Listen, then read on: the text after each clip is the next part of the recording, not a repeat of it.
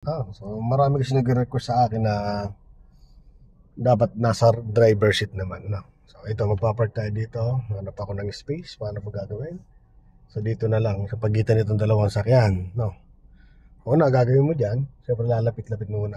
Di dapat na, kailangan ay tamang distansya. Yan, mga ganyan, no? Yan, no?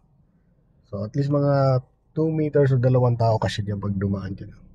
Tapos, yung pangalawang guhit, pwedeng itapat mo dyan either side mirror, yan, side mirror, pwede. Or balikat mo, pwede rin naman, no?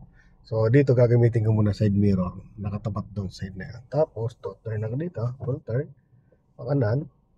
Tapos, kailangan makita ko yung itong guhit na to, dito, no? Okay. Yun. Nakikita. Yan na. Ayan na yung guhit na yan, no? Nakita mo na yan dito sa side mirror mo. Okay, so full turn na lang pag ganon, sa kaliwa, kasi butas tayo sa kaliwa, no? So dito muna attention, titignan mo kung sisikip siya o lulo, no? Na ganyan. Pag na-atras ka nga pala, kailangan mong tingnan to side mirror na to sa kaliwa at siyempre sa kanan, no? So dalawa, lagi natin kung alin yung sumisikip, ano? So habang pinapatras mo siya, titignan mo kung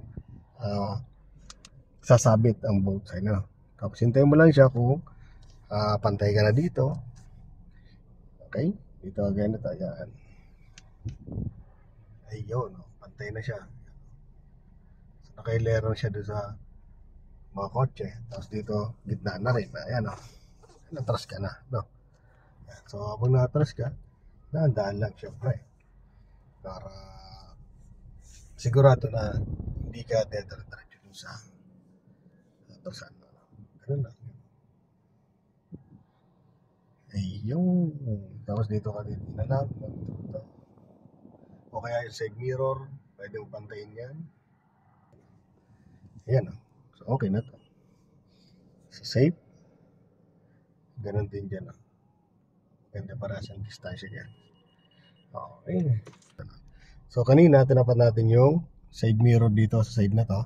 Ngayon, natatry naman natin tatapat yung balikat mo. Ayan, no? Okay? Tapat ng balikat. Side na to. Okay. Todo man-develop punta dito. Kung makita lang yung tinapatan mo ng balikat. Yan, hintayin natin. Okay. Yan, no? Pag nakita mo na yan, ayan na yung tinapatan natin ng balikat. Saka yung guhit. Todo naman develop punta dyan. Okay. Siyempre, reverse ulit. Okay. So, dito muna attention ulit, no? Okay. Pag pumasok na yan, silip ka rin sa kabilang side. Siyempre, ganun pagtingin niya, no? Tingin ka dito. Check mo siya, tapos check mo rin dito. Check mo lagi yan habang umaatras ka, no? Kasi pag nakita mong lumisikip tong kaliwa itong kanan o kaliwa, yan, no? So, kailangan mag-adjust ka. So, sa ngayon, okay naman yung sakyan. Diretso lang. Ito naramdaman ko, medyo lumuwag dito kumpara dito sa so adjust lang ako konti. Ayan, adjust lang ako kahit ganun mo lang. Tapos bawi hanggang sa pumantay lang yung sakyan mo dito. Kung pantay na yan, ay, pantay na parehas. Gitna naman develop.